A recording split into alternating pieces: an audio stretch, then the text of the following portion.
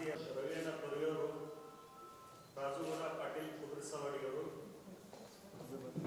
ಮಹಿಳಾ ನಾಯಕರಾದಂಥ ವಿದ್ಯಾರಾಣಿ. ಮಾಧ್ಯಮದ ಮಿತ್ರರಿಗೆ ಮತ್ತೊಮ್ಮೆ ಸ್ವಾಗತ. ಇದೇ ದಿನಾಂಕ 9/1/2026 ಜರುಗಲಿರುವ ರಾಣಿ ಚೆನ್ನಮ್ಮನವರ ಪುತ್ಥಳಿ ಅನಾವರಣ ಕಾರ್ಯಕ್ರಮಕ್ಕೆ ಮುಖ್ಯಮಂತ್ರಿಗಳು, ಉಪಮುಖ್ಯಮಂತ್ರಿಗಳು, ಉಸ್ತುವಾರಿ ಸಚಿವರು, ಜಿಲ್ಲೆಯ ಇನ್ನೊಬ್ಬ ಸಚಿವರು ಮತ್ತು ಸಂಸದರು, ಶಾಸಕರು, ಎಲ್ಲ ಜನಪ್ರತಿನಿಧಿಗಳು, ಮೇಯರು, ಉಪಮೇಯರು ಎಲ್ಲರಿಗೆ ಆಹ್ವಾನ ಕೊಟ್ಟಿದ್ದೀವಿ. ಅವರೆಲ್ಲರೂ ಬರ್ತಾರೆ ಅಂತ ಒಪ್ಕೊಂಡೋದಾರ. ನಾವು ಈ ಕಾರ್ಯಕ್ರಮ ಬೆಳಗ್ಗೆ 7 ಗಂಟೆಯಿಂದ ಪ್ರಾರಂಭ ಆಕತಿ. 7 ಗಂಟೆಗೆ ನಮ್ಮ ಜಂಬಿಗಿ ದೇಶಮುಖರವ್ರ ಮನೆಯಿಂದ ವೀರಜ್ಯೋತಿ ಬರ್ತೈತಿ. ಅದು ಬಂದು ಬಿಜಾಪುರ ಸಿದ್ದೇಶ್ವರ ದೇವಸ್ಥಾನಕ್ಕೆ 9 ಗಂಟೆಗೆ ಮುಟ್ತೈತಿ. 9 ಗಂಟೆಗೆ ತಲುಪಿದ ಮೇಲೆ ಅಲ್ಲಿಂದ ನಮ್ಮ ಕುಂಭ ಪ್ರಾರಂಭ ಆಕತಿ. ಈ ಕುಂಭನ ಶ್ರೀಮತಿ ಲಕ್ಷ್ಮೀ ಹೆಬ್ಬಾಳ್ಕರ್ ಸಚಿವರು ಉದ್ಘಾಟಿಸಲಿದ್ದಾರೆ.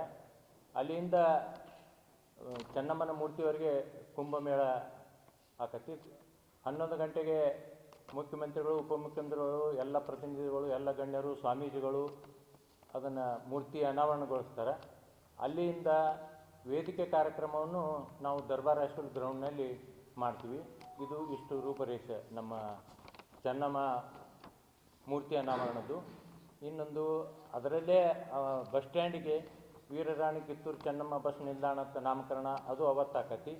ಆಮೇಲೆ ಅದರ ಪಕ್ಕದಲ್ಲಿರುವ ರಾಣಿ ಚೆನ್ನಮ್ಮ ನಾಟ್ಯ ಮಂದಿರದ ಭೂಮಿ ಪೂಜಾ ಕಾರ್ಯಕ್ರಮವನ್ನು ಅದೇ ಸಂದರ್ಭದಲ್ಲಿ ಅಲ್ಲಿ ಭೂಮಿ ಪೂಜಾ ಕಾರ್ಯಕ್ರಮ ನಡೀತೈತಿ. ಇಷ್ಟು ನಮ್ಮ ರೂಪರೇಷೆಗಳು.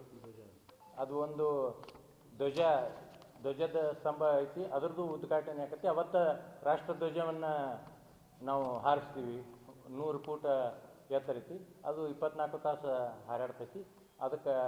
ಅದನ್ನು ಒಂದು ಅವತ್ತೇ ಉಪಮುಖ್ಯಮಂತ್ರಿಗಳಿಂದ ಅದು ಧ್ವಜಾರೋಹಣ ನೆರವೇರಿಸ್ತೀವಿ. ಇನ್ನೊಂದು ಮುಂದಿಂದು ನಮ್ಮ ಈ ಸಂಸ್ಥೆ ಅಧ್ಯಕ್ಷರಾದ ಯಾವ ಪಕ್ಷ ಇಲ್ಲ, ಯಾವ ಧರ್ಮ ಇಲ್ಲ, ಚೆನ್ನಮ್ಮ ಒಂದು ಪಕ್ಷಕ್ಕಾಗಲಿ ಒಂದು ಧರ್ಮಕ್ಕಾಗಲಿ ಇಲ್ಲ, ಎಲ್ಲರೂ ಜೊತೆ ಸೇರಿ ನಾಡಿನ ಒಂದು ಹೆಮ್ಮೆ ಐತಿ. ಅದರ ಸಂಬಂಧ ಎಲ್ಲರೂ ಕೂಡೆ ಮಾಡ್ತೀವಿ. ಇದರಲ್ಲಿ ಯಾರ್ದು ವೈಯಕ್ತಿಕ ಯಾವ ಭಿನ್ನಾಭಿಪ್ರಾಯನಲ್ಲೇ ಯಾವುದೂ ಇಲ್ಲ. ಸಮಾಜ ಒಕ್ಕಟ್ಟಾಗಿ ಇದನ್ನು ಅಚ್ಚುಕಟ್ಟಾಗಿ ಮಾಡ್ತೀವಿ ಅಂತೇಳಿ ತಮ್ಮಲ್ಲಿ ತಿಳಿಸಿ.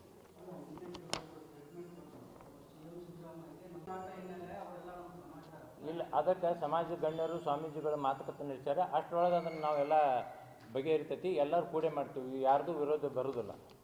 ಈಗ ಸಮಾಜ ಗಣ್ಯರು, ಸ್ವಾಮೀಜಿಗಳ ಮಾತುಕತೆ ನಡೆಸ್ತಾರೆ, ಅದು ಬಗೆಹರಿಸ್ತಾರೆ. ಅದರದ್ದೇನು ಸಮಸ್ಯೆ ಏನು ಆಗೋದಿಲ್ಲ ಅಂತ ನಾವು ಬಯಸ್ತೀವಿ. ಮಾಡ್ತಾರೆ.